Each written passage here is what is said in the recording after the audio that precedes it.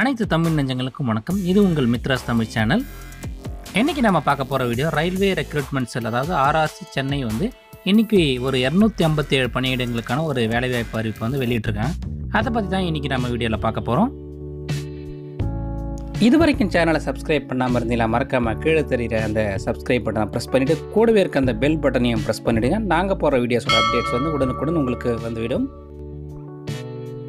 கூகுளில் போய்ட்டு rrcmas.in அப்படின்னு டைப் பண்ணுங்கள். அதுக்கப்புறம் இந்த பேஜ் டிஸ்பிளே ஆகும். இதில் பார்த்தீங்கன்னா ரைட் சைடில் engagement of Safaiwala on contract basis click here to அப்ளைன்னு இருக்க அந்த லிங்க் கிளிக் பண்ணுங்கள்.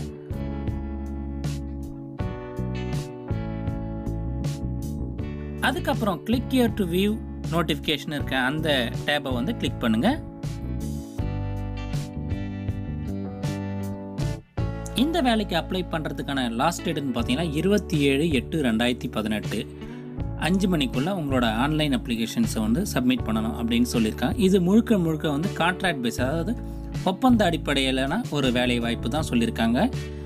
அதுக்கப்புறம் பார்த்தீங்கன்னா இந்த அப்ளிகேஷன்ஸ் நீங்கள் ஆன்லைன் மோடில் மட்டுமே தான் சப்மிட் பண்ணணும் அப்படி சொல்லியிருக்காங்க. போஸ்டல் அப்ளிகேஷன்லாம் அக்செப்ட் பண்ண மாட்டேன் அப்படின்னு சொல்லியிருக்காங்க. அதுக்கு என்ன சொல்லியிருக்காங்க பார்த்தீங்கன்னா, ஒருத்தர் ஒரு அப்ளிகேஷன் மட்டுமே அப்ளை பண்ணணும். ஒன்றுக்கு மேற்பட்ட அப்ளிகேஷனை சப்மிட் பண்ணால் அவங்களோட கேண்டிடேச்சர் கேன்சல் பண்ணிவிடும் அப்படி சொல்லியிருக்காங்க.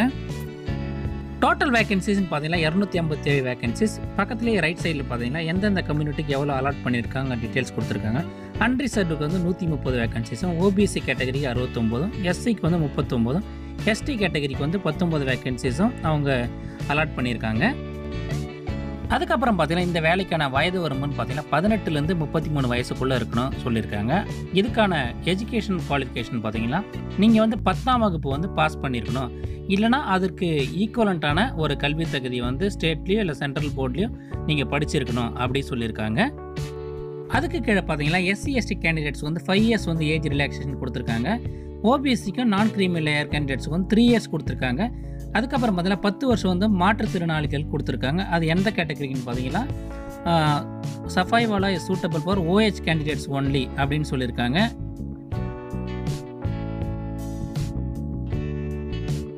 அதுக்கு கீழே பார்த்தீங்கன்னா எக்ஸாமினேஷன் ஃபீஸோட டீட்டெயில்ஸ் எல்லாம் கொடுத்துருக்காங்க.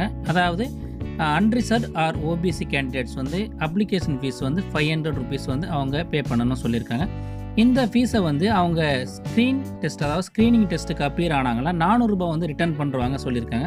இன்கேஸ் அவங்க அந்த ஸ்க்ரீனிங் டெஸ்ட்டை அட்டன் பண்ணனா அந்த காசு ரிட்டர்ன் பண்ண மாட்டேன் அப்படி சொல்லியிருக்காங்க. அதுக்கப்புறம் SC ST, physically challenge woman, அப்புறம் எக்கனாமிக்கலி பேக்வேர்ட் மைனாரிட்டி கேண்டிடேட்ஸ் இவங்களுக்கெல்லாம் எக்ஸாம் ஃபீஸ் பார்த்தீங்கன்னா 250 ரூபா சொல்லியிருக்காங்க. இவங்களுக்கு ஃபுல் ரீஃபண்ட் அவங்க ஸ்க்ரீனிங் டெஸ்ட் அட்டன் பண்ணதும் ரீஃபண்ட் பண்ணிவிடும் அப்படி சொல்லியிருக்காங்க. அதே மாதிரி தான் கேண்டிடேட் அட்டன் பண்ணால் ரீஃபண்ட் கிடையாது அதையும் சொல்லியிருக்காங்க.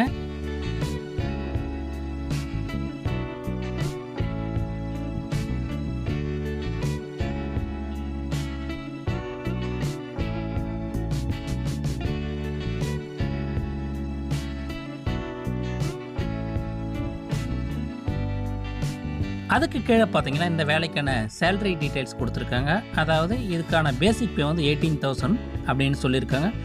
மொத்தமாக உங்களுக்கு மந்த்லி அப்ராக்சிமேட்டாக 29,390 ரூபாய் வரைக்கும் கிடைக்கும் அப்படின்னு சொல்லியிருக்காங்க.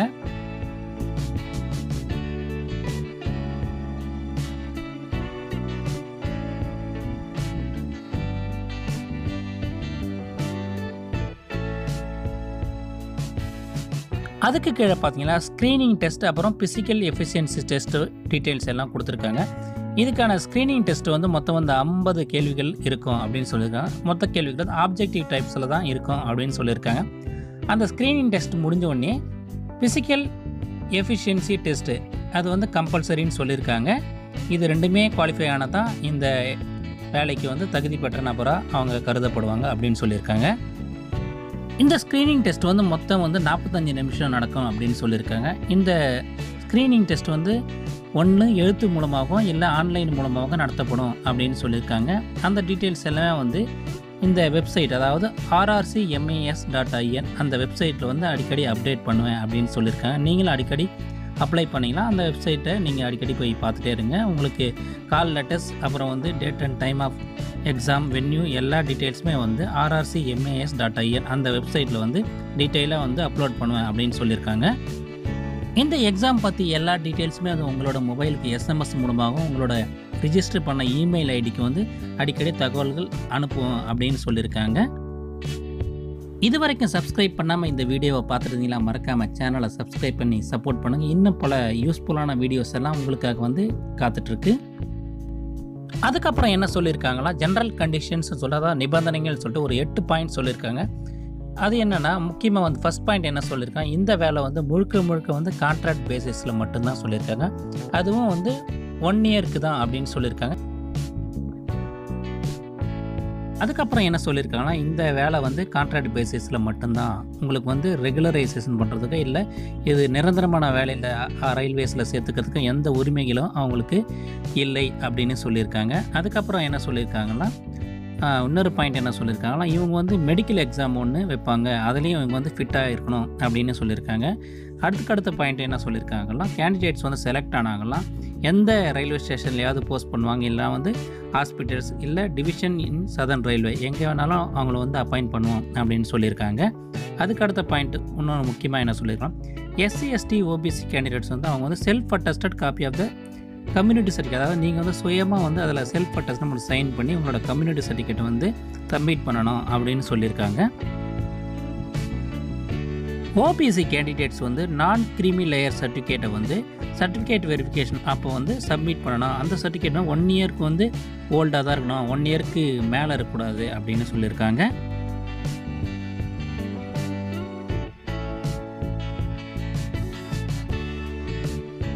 உங்கள் ஆன்லைன் அப்ளிகேஷனை வந்து நீங்கள் ரிஜிஸ்டர் நிற்க இந்த லிங்க்கை வந்து கிளிக் பண்ணிக்கலாம். இந்த பேஜ் வந்து டிஸ்பிளே இதில் பார்த்தீங்கன்னா செலக்ட் கேட்டகரின்னு இருக்கும்.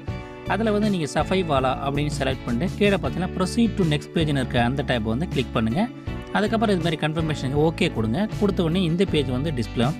இதில் வந்து என்னென்ன ஸ்டெப்ஸு நீங்கள் ஃபாலோ பண்ணி அப்ளை பண்ணோம் எல்லா டீட்டெயில்ஸுமே கொடுத்துருக்கோம். நீங்கள் பொறுமையாக ஒரு வாட்டி படித்து பார்த்துட்டு அதில் முக்கியமாக என்ன சொல்லியிருக்காங்க, நீங்கள் இந்த ஆன்லைன் அப்ளிகேஷனை ஃபில் பண்ணும்போது உங்களோட மொபைல் நம்பர் முக்கியம், அதனால் உங்களோட யூஸ் பண்ணுற மொபைல் வந்து நீங்கள் கையிலேயே வச்சுக்கோங்க அப்படின்னு சொல்லியிருக்காங்க. அதுக்கப்புறம் பார்த்தீங்கன்னா உங்களோட இமெயில் ஐடி மேண்டேட்டரி, உங்களோட இமெயில் ஐடியும் ரெடியாக வச்சுக்கோங்க அப்படின்னு சொல்லியிருக்காங்க. அதுக்கப்புறம் ஆதார் கார்டு வந்து மஸ்ட், அதாவது மேண்டேட்டரியாக வந்து உங்களோட ஆதார் கார்டு டீட்டெயில்ஸையும் அதில் நீங்கள் வந்து என்ட்ரு பண்ண சொல்லியிருக்காங்க, அதனால் அதையும் வச்சுங்க. அதுக்கப்புறம் பார்த்தீங்கன்னா உங்களோட குவாலிஃபிகேஷன் டீட்டெயில்ஸ் அப்புறம் வந்து பேமெண்ட் டீட்டெயில்ஸ் எல்லாத்தையும் நீங்கள் கையில் வச்சுட்டு இந்த செக் பாக்ஸை கிளிக் பண்ணி click to fill new application ஃபார்மில் இருக்க அந்த லிங்க் வந்து கிளிக் பண்ணுங்கள். அதுக்கப்புறம் இந்த பேஜ் வந்து டிஸ்பிளே, இதுலேயும் நிறைய இன்ஸ்ட்ரக்ஷன் கொடுத்தாங்க, எல்லாத்தையும் நீங்கள் ஒரு வாட்டி பொறுமையாக படித்து பார்த்துட்டு கீழே வந்து yes I accept the condition சொல்கிற அந்த செக் பாக்ஸை கிளிக் பண்ணிட்டு proceed to fill the application ஃபார்மில் இருக்க அந்த லிங்க்கை வந்து கிளிக் பண்ணுங்கள்.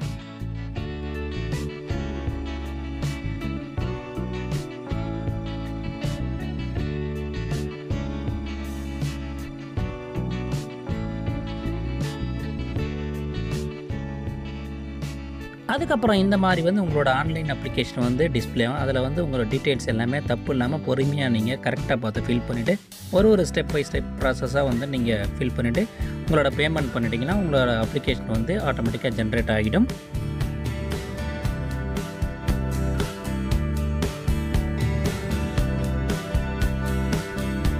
இந்த வீடியோ உங்களுக்கு பிடிச்சிருந்தால் லைக் பண்ணுங்கள். இது யூஸ்ஃபுல்லாக இருக்குன்னு நினச்சிங்கன்னா உங்கள் ஃப்ரெண்ட்ஸுக்கெல்லாம் ஷேர் பண்ணுங்கள். நன்றி, வணக்கம்.